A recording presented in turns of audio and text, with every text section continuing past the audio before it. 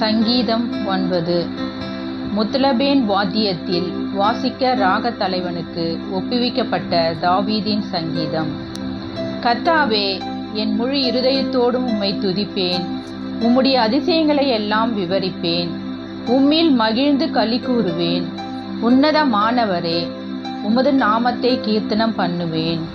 என் சத்துருக்கள் பின்னாக திரும்பும்போது உமது சமூகத்தில் அவர்கள் இடருண்டு அழிந்து போவார்கள். நீர் என் நியாயத்தையும் என் வழக்கையும் தீர்த்து நீதியுள்ள நியாயாதிபதியாய் சிங்காசனத்தின் மேல் வீற்றிருக்கிறீர்.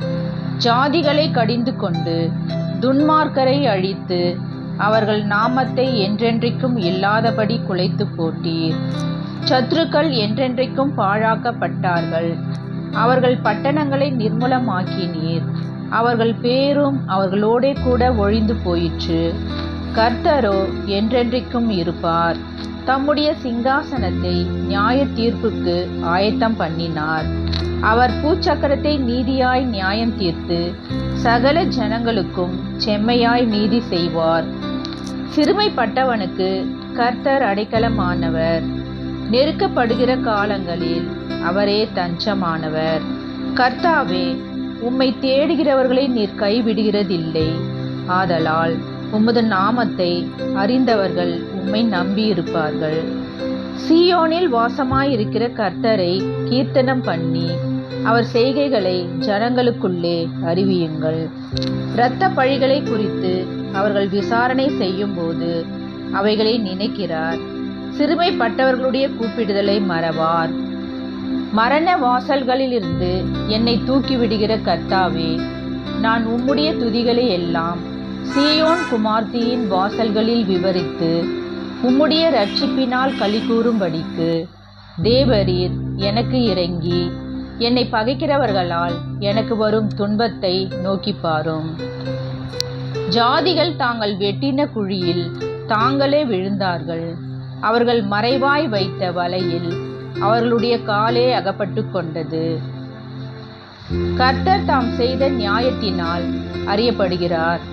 துன்மார்க்கன் தன் கைகளின் செய்கையிலே சிக்கிக்கொண்டான். துன்மார்க்கரும் தேவனை மறைக்கிற எல்லா ஜாதிகள் உம்முடைய சமூகத்தில் நியாய தீர்க்கப்பட கடவர்கள். ஜாதிகள் தங்களை மனுஷர் என்று அறியும்படிக்கு அவர்களுக்கு பயமுண்டாக்கும் கர்த்தாவே. சங்கீதம் 10. கர்த்தாவே, ஏன் தூரத்தில் நிற்கிறீர்? ஆபத்து நேரிடுகிற சமயங்களில் நீர் ஏன் மறைந்திருக்கிறீர்?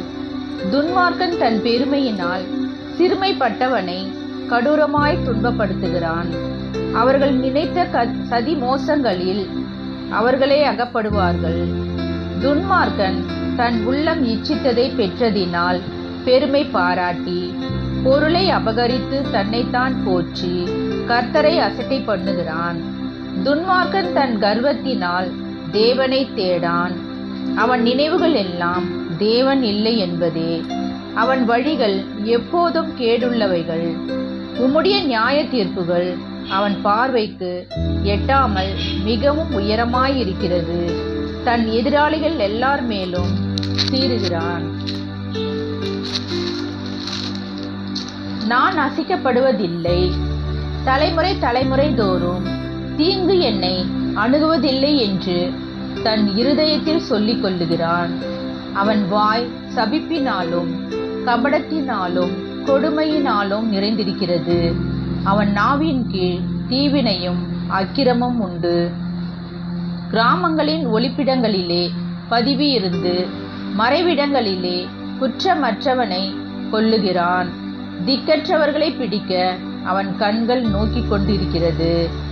தன் கெபியில் இருக்கிற சிங்கத்தை போல மறைவில் பதிவு இருக்கிறான். ஏழையை பிடிக்க பதிவு இருந்து ஏழையை தன் வலைக்குள் இழுத்து பிடித்து கொள்ளுகிறான். திக்கற்றவர்கள் தன் பலவான்கள் கையில் விழும்படி அவன் பதுங்கி கிடக்கிறான். தேவன் அதை மறந்தார் என்றும் அவர் தம்முடைய முகத்தை மறைத்து ஒரு காலம் அதை காண மாட்டார் என்றும் தன் இருதயத்திலே சொல்லிக் கொள்ளுகிறான். கர்த்தாவே, எழுந்தருளும். தேவனே, உம்முடைய கையை உயர்த்தும். ஏழைகளை மறவாதேயும். துன்மார்க்கன் தேவனை அசட்டை பண்ணி, நீர் கேட்டு விசாரிப்பதில்லை என்று தன் இருதயத்தில் சொல்லிக் கொள்வானேன்? அதை பார்த்திருக்கிறீரே, உபத்திரவத்தையும் குரோதத்தையும் கவனித்திருக்கிறீரே. நீர் பதிலளிப்பீர். ஏழையானவன் தன்னை உமக்கு ஒப்புவிக்கிறான். திக்கற்ற பிள்ளைகளுக்கு சகாயர் நீரே. துன்மார்க்கனும் பொல்லாதவனுமாயிருக்கிறவனுடைய புயத்தை முறித்துவிடும். அவனுடைய ஆகாமியம் காணாமற் போகுமட்டும் அதை தேடி விசாரியும். கர்த்தர் சதா காலங்களுக்கும் ராஜாவாயிருக்கிறார். புறஜாதியார் அவருடைய தேசத்திலிருந்து அழிந்து போவார்கள்.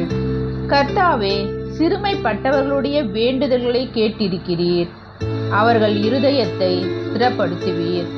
மண்ணான மனுஷன் இனி பலவந்தம் செய்ய தொடராதபடிக்கு தேவரீர் திக்கற்ற பிள்ளைகளுக்கும் ஒடுக்கப்பட்டவர்களுக்கும் நீதி செய்ய உம்முடைய செவிகளை சாய்த்து கேட்டருளுவீர். சங்கீதம் 11. ராக தலைவனுக்கு ஒப்புவிக்கப்பட்ட தாவீதின் சங்கீதம். நான் கர்த்தரை நம்பி இருக்கிறேன். பின்னே ஏன் நீங்கள் என் ஆத்துமாவை நோக்கி, பட்சியைப் போல உன் மலைக்கு பறந்து போ என்று சொல்லுகிறீர்கள்? இதோ, துன்மார்க்கர் வில்லை வளைத்து செம்மையான இருதயத்தார் மேல் அந்தகாரத்தில் எய்யும்படி தங்கள் அம்புகளை நாணிலே தொடுக்கிறார்கள். அஸ்திபாரங்களும் நிர்மூலமாகிறதே, நீதிமான் என்ன செய்வான்? கர்த்தர் தம்முடைய பரிசுத்த ஆலயத்தில் இருக்கிறார். கர்த்தருடைய சிங்காசனம் பரலோகத்தில் இருக்கிறது. அவருடைய கண்கள் மனுபுத்திரரை பார்க்கிறது. அவருடைய இமைகள் அவர்களை சோதித்தருகிறது. கர்த்தர் நீதிமானை சோதித்தருகிறார். துன்மார்க்கனையும் கொடுமையில் பிரியமுள்ளவனையும் அவருடைய உள்ளம் வெறுக்கிறது.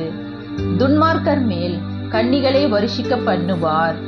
அக்கினியும் கந்தகமும் கடுங்கோடை கொந்தளிப்பும் அவர்கள் குடிக்கும் பாத்திரத்தின் பங்கு. கர்த்தர் நீதியுள்ளவர், நீதியின் மேல் பிரியப்படுவார். அவருடைய முகம் செம்மையானவனை நோக்கியிருக்கிறது. சங்கீதம் 12. செமினித் என்னும் எந்நரம்பு கின்னாரத்தில் வாசிக்க ராக தலைவனுக்கு ஒப்புவிக்கப்பட்ட தாவீதின் சங்கீதம். ரட்சியும் கர்த்தாவே, பக்தியுள்ளவன் அற்றுப்போகிறான். உண்மையுள்ளவர்கள் மனுபுத்திரரில் குறைந்திருக்கிறார்கள். அவரவர் தங்கள் தோழரோடே பொய் பேசுகிறார்கள். இச்சக உதடுகளால் இருமனதாய் பேசுகிறார்கள். இச்சகம் பேசுகிற எல்லா உதடுகளையும் பெருமைகளை பேசுகிற நாவையும் கர்த்தர் அறுத்து போடுவார். அவர்கள், எங்கள் நாவுகளால் மேற்கொள்ளுவோம், எங்கள் உதடுகள் எங்களுடையது, யார் எங்களுக்கு ஆண்டவன் என்று சொல்லுகிறார்கள். ஏழைகள் பாழாக்கப்பட்டதின் நிமித்தமும் எளியவர்கள் விடும் பெருமூச்சின் நிமித்தமும் நான் இப்பொழுது எழுந்து அவன் மேல் சீறுகிறவர்களுக்கு அவனை காத்து சுகமாயிருக்க பண்ணுவேன் என்று கர்த்தர் சொல்லுகிறார். கர்த்தருடைய சொற்கள் மண்குகையில் 7 தரம் உருக்கி புடமிடப்பட்ட வெள்ளி கொப்பான சுத்த சொற்களாயிருக்கிறது. கர்த்தாவே, நீர் அவர்களை காப்பாற்றி அவர்களை என்றைக்கும் இந்த சந்ததிக்கு விலக்கி காத்து கொள்ளுவீர். மனுபுத்திரரில் சண்டாளர் உயர்ந்திருக்கும் போது துன்மார்க்கர் எங்கும் சுற்றி திரிவார்கள். சங்கீதம் 13. ராக தலைவனுக்கு ஒப்புவிக்கப்பட்ட தாவீதின் சங்கீதம். கர்த்தாவே, எதுவரைக்கும் என்னை மறந்திருப்பீர்? எதுவரைக்கும் உம்முடைய முகத்தை எனக்கு மறைப்பீர்?